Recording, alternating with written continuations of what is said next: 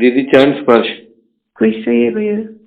दीदी हमने कहा क्लास में हाजिर हो जाऊं बच्चे बच्चे की तरह। बिल्कुल। तो हाजिरी लगा दी दीदी, जो है चरण वंदन करता हूँ आपका।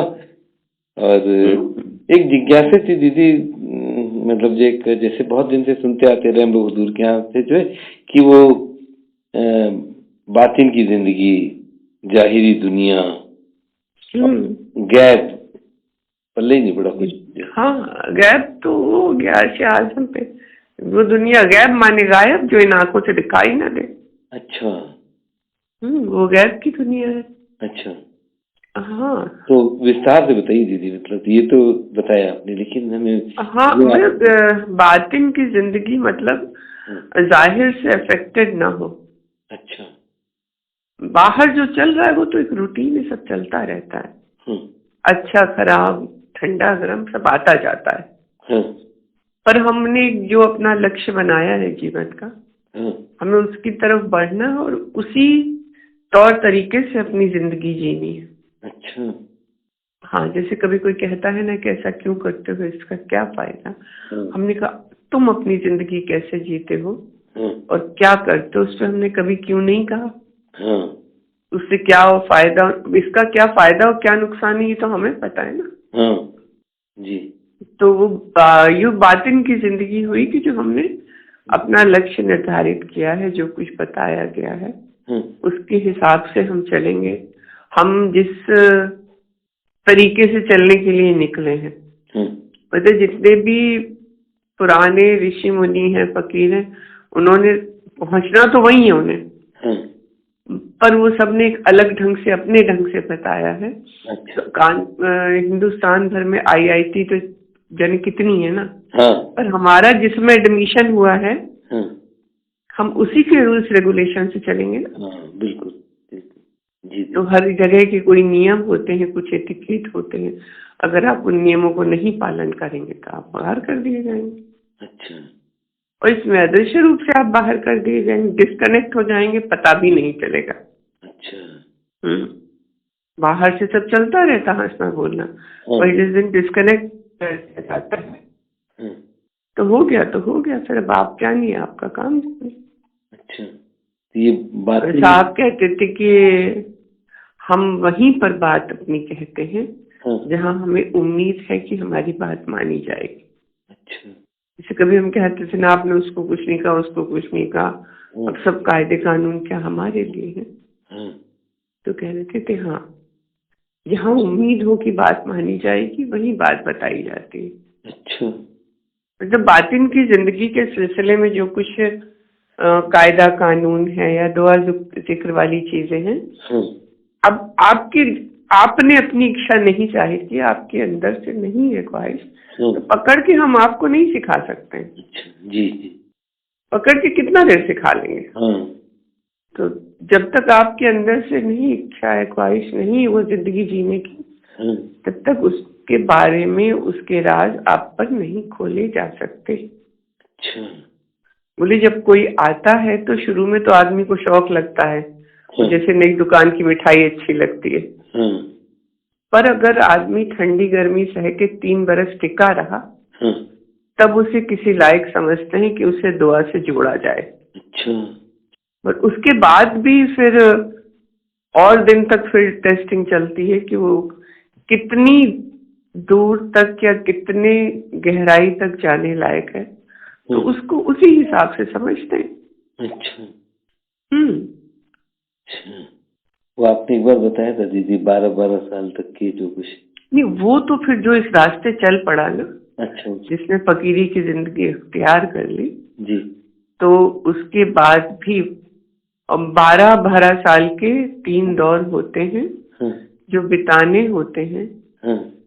और हर जो 12 साल का जो होता है टाइम, वो एक अलग रंग का होता है। अच्छा। उसका कोई ये स्पेसिफिक रूल नहीं कि जैसे कि वो सिलेबस की किताब है तो हम बता दें। हर एक की क्षमता और गहराई के हिसाब से हर 12 साल बाद एक अलग रंग सामने आता है। अच्छा। आप उसको बिता के निकल लें तो कोई बात बने। अच्छा। मतलब बातिन का मतलब एक तरह से ये हुआ कि ये मतलब जो ईश्वरी दुनिया है या फिर वो तो जो हाँ, अध्यात्म की दुनिया, रूहानी आत्मिक संसार जी। बातिन की दुनिया, आत्मिक संसार। अच्छा। तो उसका जो कुछ भी है वो किताबों में भी नहीं लिखा जा सकता, बस इतना ही इशारे में कहा जा सकता है। हाँ। और क्योंकि उसका लिखने का मतलब कोई हासिल नहीं है, हाँ। क्योंकि हर रूह के स्तर और उसकी क्षमता के हिसाब से ही बताया जाता है ना हर एक को। हाँ। तो उसमें बताए तो क्या बताए, हाँ। बस है। अच्छा।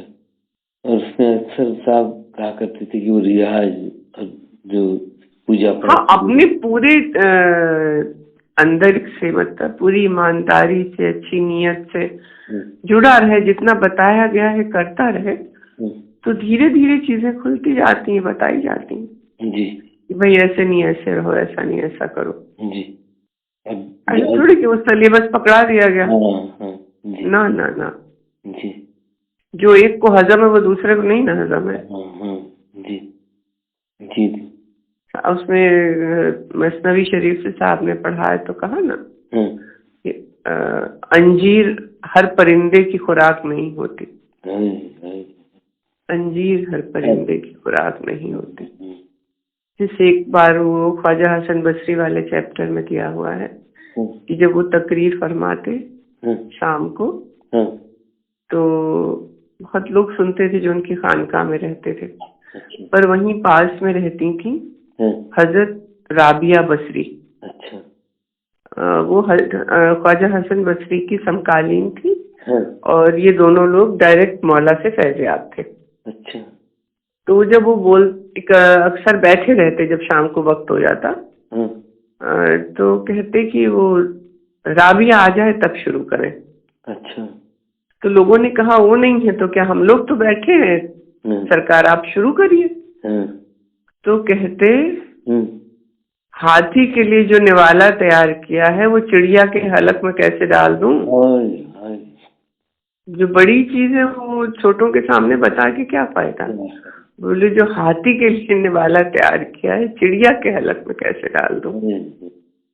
और जो इस तरह के लोग होते हैं जो बहुत अमीर होते हैं, वो बजाहिर इतने मलामत के साथ रहते हैं कि आदमी सोच ही नहीं सकता। उनके हिसाब से तो आईएएस ऑफिसर है तो उसके पास बंगला गाड़ी तो होवे करेगी ना। यहाँ तो हो सकता है जो आईएएस से ऊपर भी मर्तबा है, कमिश्नर भी है, उसको बजाहिर उसके पास कुछ भी नहीं दिखेगा। एक था उसमें रूहानी गुलदस्ता में वाक़या है कि एक बुजुर्ग थे, उन्होंने देखा कि बहुत मतलब गुर्बत के हाल में जी रहे थे।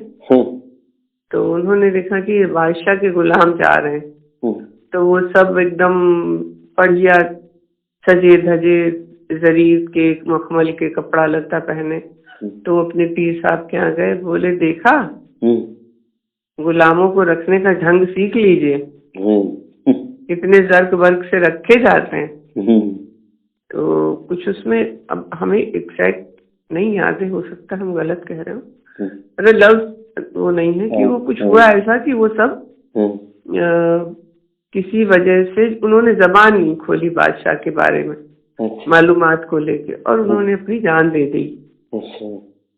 तब उन बुजुर्ग की आवाज सुनाई दी उनको, बोले पहले आप बंदा बनना तो सीख लीजिए। बोले आप सीखिए गुलाम कैसे रखे जाते हैं जर्क वर्क से, तो उन्होंने बताया पहले आप बंदा बनना तो सीख लीजिए। मतलब ये बातिन की दुनिया में बड़े ओहदेदार का मतलब ये नहीं है कि उसकी शान बान भी वैसी होगी। पता नहीं कितने पर्दों में छुपा के रखा जाता है। बातिन की दुनिया इतनी मुश्किल है जी। हर बात के बाद वो कहते थे कि बातिन के काम आते, कि बातिन समझ नहीं आता था बातिन है क्या। जैसे ऐसा होता था किसी को लग सकता था कि जैसे बात कर रहे हैं साहब से, तो बातें करते हैं, रोज दिन में बात करते हैं हम, या सुबह रोज बात कर रहे हैं जी। पर उसका था कि भाई कलयुग के इंतजाम और तरीके, वो तो सुविधा नहीं थी कि हम रोज वहाँ बैठ के सीख सके गुरुकुल में। तो हमारा गुरुकुल यही था सुबह शाम का, क्योंकि जब सब कभी कुछ बातें बता देते, पूछ लेते या सिखाते तरह तरह की बातें, तो आखिर में जब बात खत्म होती थी फोन रखने के पहले साहब कहते थे जी कि अच्छा जैसे हम बैठे हैं तुम्हें बता रहे थे अभी तक, पास बैठ के वही समझ लेना और आंख बंद करके आधा घंटा या जितनी देर मन लगे दुआ पढ़ो बैठ के, उठ के दूसरे कामों में मत लग जाया करो। अच्छा आज हम अपने साथ ऐसे ही पा रहे दीदी, ऐसे ही पा रहे। तो पहले बताते थे सब बातचीत हो जाए तो जी पहले तो कहा करते थे, इतनी पूरी डिटेल में समझाते थे, 2-4 बार समझाया फिर बंद कर दिया था उस फोन में। अच्छा अब बात इनका काम किया जाए, अच्छा कहते हुए फोन रखते थे। अच्छा तो कितना अच्छा वो तरीका था कि शायद अगर पुराना जमाना होता, ये फैसिलिटी नहीं होती फोन और मोबाइल की, तो हमारी तो पढ़ाई लिखाई कैसे होती। तो एक दिन किसी बात में हमने कहा कि दुनिया का ये आसमानी दस्तूर है दुनिया में भी और रूहानी में, कि आप जिस चीज से भागते हैं वो आपका पीछा करती है, और आप जिसके पीछे भागते हो आपसे उतना ही दूर चली जाती है। जी जी। तो इसीलिए अगर आपका नफ्स स्थिर हो जाए एक जगह पे, फिजिकली इसका ये मतलब नहीं कि कहीं आए जाए नहीं, पर अंतर मन शांत हो जाता है जब कि अगर कोई चीज है तो ठीक है, नहीं है तो ठीक है, आ रहा है जा रहा है, कोई उस चीज का असर ना ले, तो फिर सब चीजें अपने आप होने लगती। हम किसी चीज के लिए विकल रहे हैं अंदर से, उसके लिए उतना ही तरसा दिया जाता है दुनिया में। सोच के देख लो। सही। एक बात नहीं आपने कहा कि नफ्स को मार देने वाली बात आपने कही थी, वो विवेकानंद जी वाले किसी तरह। हाँ साहब कहते थे ना, नफ्स मरता नहीं है, वो सो जाता है। इसलिए रोज सावधान रहना जरूरी है। जी जी जी। कि जहाँ आपकी ढील देखेगा वो सर उठा लेगा फिर। अच्छा उसको हमें मारते रहना, उसकी बात नहीं सुननी है। पर जरा सी ढील हुई तो वो फिर हमको बहका देगा, वो कहाँ ले जाके पटके का पता नहीं। उसी के लिए वो निगहदाश्त बताई गई। हाँ निगहदाश्त जी। उसी संदर्भ में आपने इसका जिक्र किया था। एक दफे बात हो रही थी तो कि जैसे हम काला चादर ओढ़ते हैं, जो मौज बाबा की थी साहब ने हमें दी जी जी, वो उनका सिंबल है। तो काला ओढ़ने का मेरा ये मतलब नहीं कि हम तुम लोग को डराएं। काला कंधे पे रहेगा तो वो हमें याद दिलाता रहेगा कि भूलना मत तुम किस राह के हो। अच्छा जितने बाने होते हैं, वेशभूषा होती है, चाहे साधु संतों की हो, कोई पर्टिकुलर ड्रेस होती है, किसी को वो चिमटा है, हाथ में दंड है, या भगवा कपड़ा है, या काला कपड़ा है, या जटाजूट है, ये बस वही होता है कि वो, जैसे हमने कहा ना कि पूजा पाठ का मतलब ये था कि अब जितनी देर उनको विग्रह की तैयारी कर रहे हैं, प्रसाद बना रहे हैं, बर्तन धो रहे हैं भगवान के, तो उसी ध्यान में रहें। तो ये जो वेशभूषा तरह तरह की निर्धारित है, वो सिर्फ इसलिए कि जो व्यक्ति उस वेश को धारण किए है वो स्वयं को याद दिलाता रहे कि ये तुमने पहना है। अच्छा। इसके क्या हक हैं। अच्छा। वो आपको अदा करने, भूल न जाना। ये दूसरों पे इम्प्रेशन मारने के लिए नहीं है। नहीं। अच्छा। ये अपने को शुद्ध दिलाने के लिए कि ये अच्छा, ये तुम्हारे बाल ऐसे हैं, या तुम्हारा कपड़ा ऐसा है, ये तुम्हारे साथ ये चीज जुड़ी है, कमंडल है, वो कुछ है, दंड है, चिमटा है, तो ये कि तुम किस स्कूल के हो, तुम किस रास्ते के हो। अच्छा। स्वयं के सावधान रहने के लिए जरूरी है ये जानना। ये चीजें साथ इसीलिए जोड़ी जाती। अच्छा। इनका उल्टा मतलब हो गया बाद में। आप अपने रास्ते में सही रहेंगे तो सब ठीक रहेगा।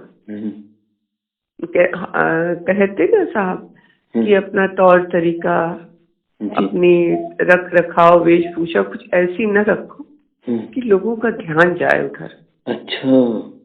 इतने सहज भाव से रहो कि लोग समझे ही नहीं। ओह। हम क्या है उसका दिखावा हमें नहीं करना है, ये कहते साहब कि कोई वीआईपी ट्रीटमेंट मिले या कोई खास तरह की वेशभूषा में रहना शुरू कर दो, तो ये अच्छा नहीं होता आज के कलयुग में। तो ये सब सीखने वाली बात है। जी। और नहीं तो वहाँ तो जनता लगी रहती थी कि हम साहब की तरह पिजामा पहन लें, उनके जैसा जूता पहन लें, उनके जैसा काला मफलर बांध लें, मतलब पागल बन गया था। चल कोई नई बात नहीं दीदी, बस यही सब था। बातें पर जो है हम लोग फिर कल फिर कुछ और सवाल लेके आता हूँ फिर दीदी, फिर जो हाँ कल फिर बातें तो कुछ और जो जिज्ञासा है मेरी, सवाल क्या है वो जो हमारी जिज्ञासा है। हाँ वही जिज्ञासा भैया, सवाल को सवाल नहीं दीदी, हम उस लायक ही नहीं कि सवाल पूछे आपसे, हम तो जिज्ञासा नहीं दीदी, हमारी जो जिज्ञासा है उसकी बात कर रहा हूँ। हाँ जिज्ञासा है लेके जो है वो लेके कल फिर हाजिर हूँ मैं दीदी, फिर आपके पास जो है। हाँ भैया जी दीदी, चैन फर्स्ट दीदी, खुश रहिए। चैन।